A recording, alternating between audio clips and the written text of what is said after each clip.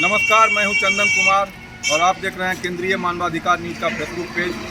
अभी हम मोकामा बाज़ार में हैं और आपने सुना होगा कल रात में यहां पर एक व्यक्ति की हत्या हो गई और वो व्यवसायी थे, दुकानदार थे, उनका 2 दुकान था बाज़ार में। और जैसा कि लोग बता रहे हैं कि ज़मीनी विवाद में यह हत्या हुई है और इसी जगह पर जहाँ हम खड़े हैं इसी जगह पर हत्या हुई है और जो हत्यारे हैं वो हत्या करके यहाँ से फरार हो चुके हैं। हालांकि मोकामा थाना जो है, पुलिस जो लगातार अपराधियों के लिए धरपकड़ के लिए, गिरफ्तारी के लिए छापेमारी कर रही है और खोजा जा रहा है कि आखिर किस संदर्भ में हत्या। आज आपको ये भी पता होगा कि मोकामा बाजार पूरी तरह से बंद है और इस हत्या के विरोध में लगातार जो है मोकामा के जो चेयरमैन हैं वह दुकानदार के प्रतिनिधिमंडल के साथ थाना को ज्ञापन सौंपने गए थे। और आज हम फिर इसी जगह पर आए हैं जहाँ पे हत्या हुआ। यहाँ पे कुछ लोग हैं, दुकानदार हैं, हालांकि कुछ दुकान यहाँ खुला हुआ है। हालांकि मोकामा का लगभग बाजार जो है इस हत्या के विरोध में बंद हो चुका है। हम ये बात करना चाहेंगे, हमारे साथी पत्रकार हैं, कन्हैया जी हैं और पत्रकारिता में मोकामा के एक स्तंभ हैं। हम इनसे जानना चाहेंगे। सर, हमारे चैनल पर स्वागत है। क्या लगता है कैसे ये पहले तो आपके चैनल को जितने भी व्यूअर हैं सभी को नमस्कार। ये एक दिल दहलाने वाली कांड हुई है, जो कि पहले बोला जाता था ना कि मोकामा में जो शहर से पहले 5 बजे के शाम में कोई बाहर नहीं निकलते थे।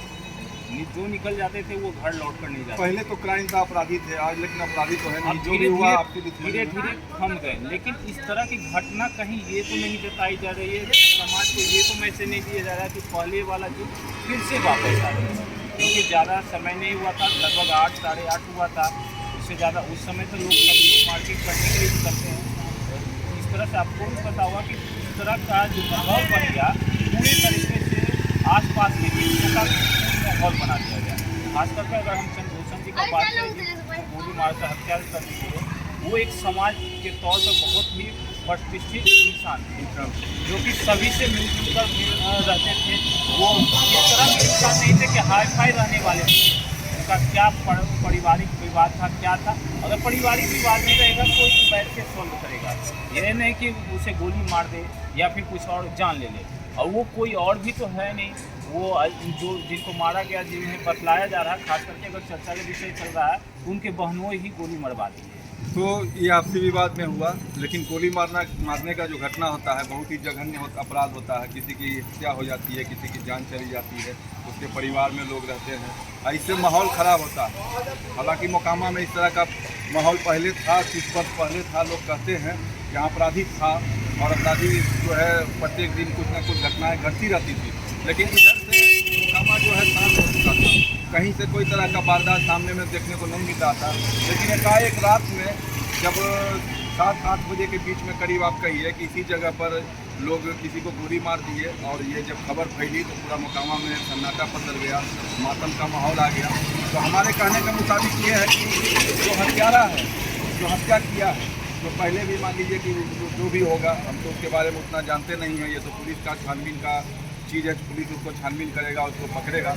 लेकिन हत्या होने के बाद जो माहौल बिगड़ा और जो मोकामा का जो अभी का वर्तमान स्थिति है, तो आपको क्या लगता है कि मतलब इस पर कुछ कार्रवाई हो पाएगी? पूरी तरह से जितने भी मार्केट के दुकानदार सभी लोग जड़े हुए सही हुए हैं, तो वो घर से वो एक ही चीज़ सोच रहे हैं कि अगर अब हम बाहर निकलते हैं, कहीं मेरे साथ भी इस तरह की घटना न घटे। किसी के साथ हो सकती है। हाँ, जब अगर इस तरह के 8 बजे की घटना होती है तो किसी के साथ हो सकती है। आज कोई भी मारा हो, जहाँ हो या हो या कोई भी, अगर कोई भी गोली मारा हो, तो अगर आगे चल तो उसका कार्रवाई नहीं होता, उसका तो मनोबल बढ़ जाएगा। अगर मनोबल बढ़ जाएगा, आज वो मर्डर किया है, कल धमकी का पैसा मांगेगा, परसों जाके देना पड़ेगा। धीरे धीरे उससे पैसा का उठाव अगर थोड़ा सा भी पकड़ा जाएगा तो धीरे धीरे क्राइम बढ़ाता जाएगा। एक तरह से वो मोस्ट वांटेड टाइप से वो बढ़ता जाएगा। इसलिए सभी जितने प्रशासन पदाधिकारियाँ हैं, पदाधिकारी हैं, महोदय, जितने भी सभी पुलिस लोग प्रशासन के जो लोग हैं, हाँ, जितने भी लोग हैं, सभी लोग से एक ही चीज़ करें कि इस पर रोकथाम किया जाए, जल्द से जल्द इस पर अपराधी को पकड़ा जाए, कार्रवाई किया जाए, उसे गिरफ्तार किया जाए। जहाँ भी इसे हो वो अपने तरीके से गिरफ्तार करें। और खास करके जितने भी बाजार का माहौल बिगड़ गया उसे शांतिपूर्वक करने चाहिए। अपने स्तर से मीटिंग बैठाकर उसे खास करके बाजार का जो माहौल बिगड़ा उसे शांतिपूर्वक करने का कृपा करें। तो मोकामा में आप देखे थे कल रात में हत्या हो गई। चंद्रभूषण जी के मतलब जी उनका नाम था, बेचारे हमारे बीच नहीं है, हम उनको व्यक्तिगत रूप से जानते थे।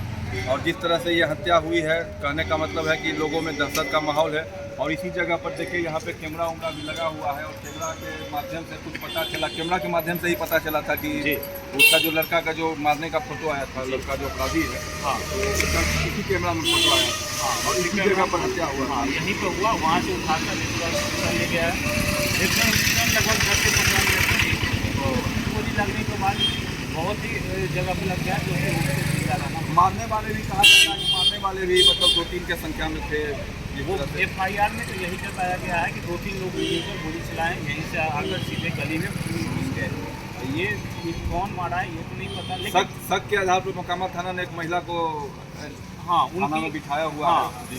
वो अजय सिंह की पत्नी है जी जिनको आरोप लगाया गया उनके बेटा पर, उनसे उनकी पत्नी को गिरफ्तार किया गया है और बोला गया कि हाईकोर्ट में पेश किया। तो मतलब जो अजय सिंह है वो अभी फरार है। वो उनके बेटा का नाम है कुणाल सिंह, वो दोनों फरार हैं। शक के दायरे में दोनों हैं, FIR में नाम दर्ज हुआ है, शक के दायरे में। हत्या जैसा संगीन अपराध जो ये सब कर दिया वो जो भी किया ये जो अपराध, देखिए हत्या करने वाला तो अपराधी होता है, कहीं से भी उसका टिप्पणी उस पर नहीं जाता है लोग को, लेकिन जो मर जाते हैं हत्या के बाद गोली लगा बेचारे वो तो दुनिया से चले गए, उनके पीछे बहुत बड़ा परिवार होते गए, उनकी माँ होगी, बहन होगी, उनकी पत्नी होगी, उनके बाल बच्चा होंगे, तो सभी लोग अभी परेशान होंगे।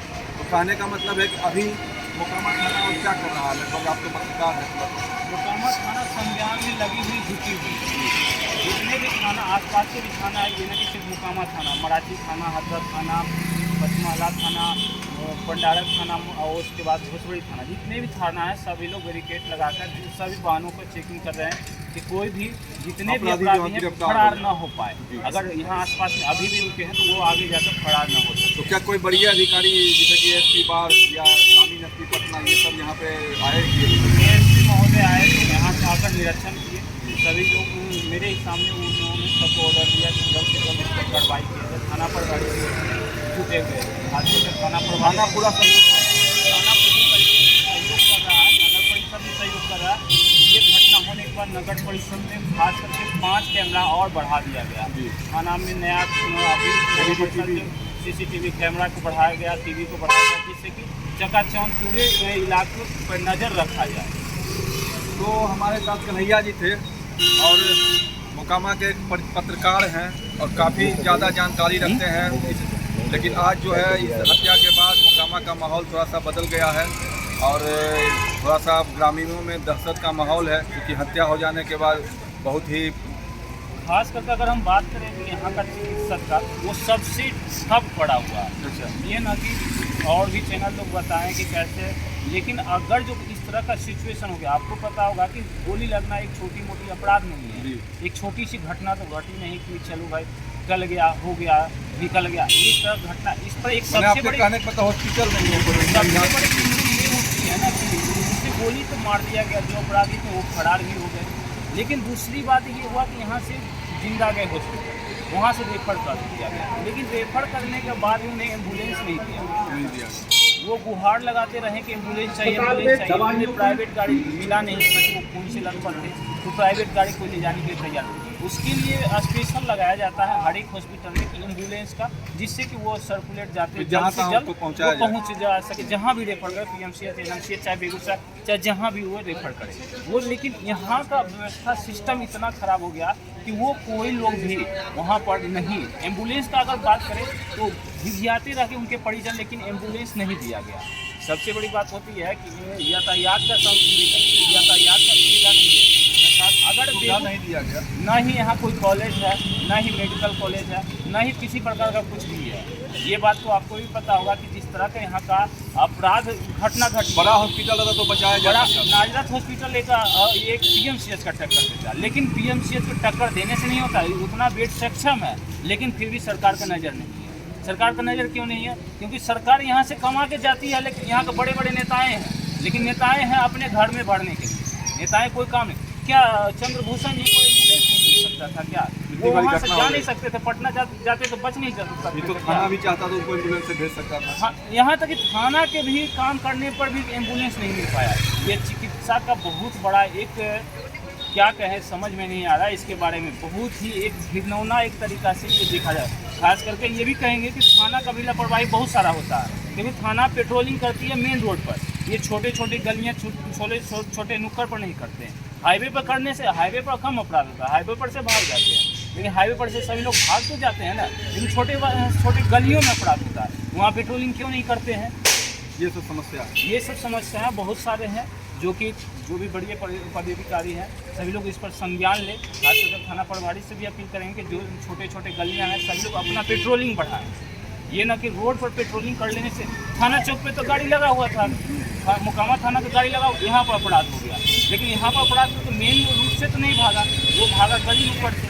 इसलिए थाना पर एक ही बात करेंगे, अपना जितने भी पेट्रोलिंग गाड़ी है ये क्या करते हैं अपने छोटे गली में भी भेजें, जिससे कि अपराध यहाँ पर कमे। आपको ये भी पता होगा कि स्मैक का मोकामा में खास करके बहुत ज़्यादा बढ़ गया, प्रचलन बढ़ गया। ब्राउन शुगर, स्मैक और पीने वाले की संख्या बढ़ रही है, पीने वाले की संख्या बढ़ गया, बेचने वाले का संख्या बढ़ गया।